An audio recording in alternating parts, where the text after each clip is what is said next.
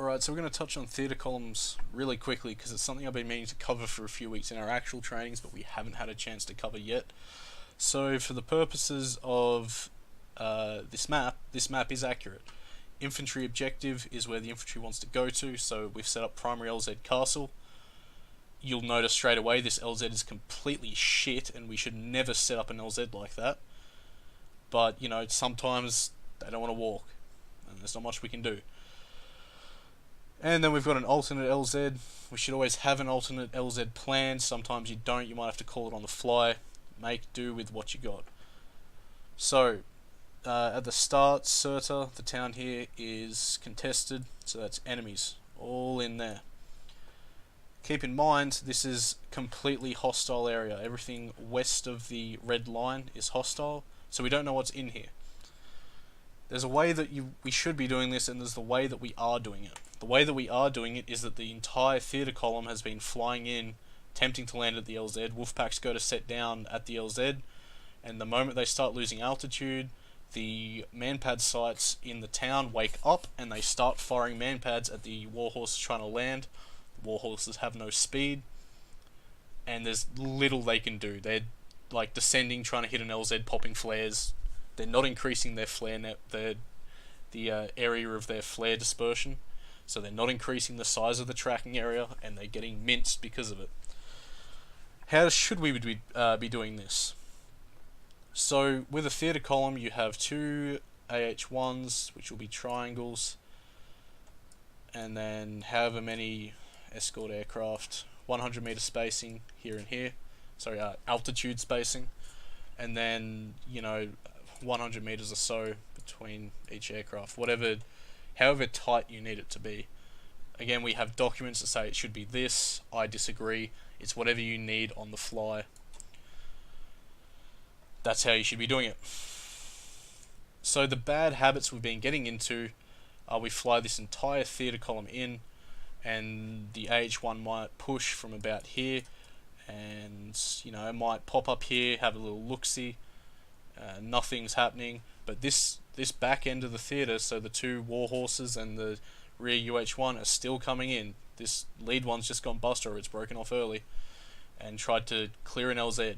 It's doing it from a stationary place. It's not over the LZ, so it doesn't know if there's manpads threats or AAA threats. It really doesn't know what's going on. And look, if I put eyes there, kind of looks like a. Wait, I'll put a fin and a tail. Doesn't that kind of look like a fish? Anyway, not relevant. Just a little side note for my boring ass trainings. Okay, so he's gone in, he's pushed in here, he's had a little look. He hasn't seen much because essentially he's looking there, or he might even just be looking here, because we're not conducting our LZ reconnaissance properly. We're only looking at about 100, 200 meters each side of the LZ. We're not seeing the bigger picture. This is how we should be doing it. So say that we have the battle lines are here, and one of our platoons or companies is doing an air assault further inland.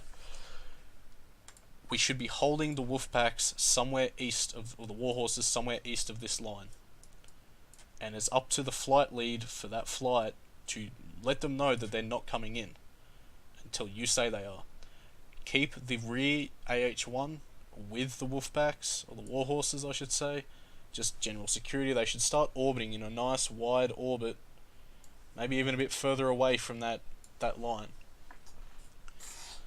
The lead AH1, it's going to want to go in, and it can come down here again, and it can slow down for a little bit, but keep in mind this is time critical. So it has a look, it doesn't see anything, it should then, you know, start incurring upon the LZ, and then really go buster over that LZ, turn out, do a little loop, whatever, as long as it is flying over the LZ properly, and its gunner is looking, you know, in these areas here, in these areas here, in these areas here, and here, and here. Really anywhere that has eyes on that LZ, you need to be looking at it and checking it before you clear those transport birds in. Clear mark up again. So the key points take away, one moment. The key points to take away: recon the entire area, anywhere that could have eyes. So for this valley in particular, it is essentially this area, and in fact that might even extend down to here. All that area has eyes on the primary LZ. Then you want to fly over the LZ and do it fast and do it high, so anything down there, if it's going to shoot at the wolf packs, or the war horses I should say, will shoot at you first. You're a fast moving attack helicopter, you are equipped better to deal with this. Those CH-53s are slow, they are not equipped to deal with it as well as the AH-1 is. So fly over it once, prove that it's clear, and then fly back over it the other way, and then get into a position to engage should something start firing at the CH-53s when you clear them in. If the LZ's hot as shit, like there's tanks up here and here and here, it's a no-go. Tell them this isn't going to happen, you're going to an alternate LZ. For the purposes of this, the alternate LZ's marked down here. You're going to the alternate LZ, and it's not going to happen. If there's a couple infantry here and here, and you know your ROE allows you to do it, fuck up those infantry, then clear the wolf packs to come in, and then start orbiting, start securing them. The rear AH-1 should be chilling around here as well, basically alternate orbits, ready to fire on anything that really contests those CH-53s as they get a sardine can full of Marines onto the ground. A big problem that popped up during one of our Tanoa missions, I think it was 0318, is that we had an AH-1 sitting here looking at like this immediate area, or in fact a better description, it would be sitting here looking at this immediate area, and there's manpads and all sorts of heavy shit out here that started firing on the CH-53s the moment they tried to land. If we get to a point where, you know, something's gone wrong, the wolf packs have come in, or the war horses have come into land, and they're starting to take fire, AH-1s need to essentially push and get themselves in a position where they're between the transport birds and where the fire's coming from. Don't do this stationary. As an AH-1, we should never be stationary, ever, ever, ever, ever. Don't do pop-up attacks in a stationary position, they're dumb, they'll get you killed. Don't ever stop and hover in a place, you are moving.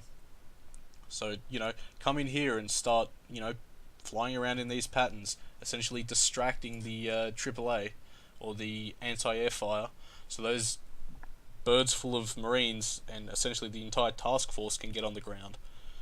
That's how you do it. That is how you'll have success. If you're good at defending against SAMs and AAA, you won't have a problem with this.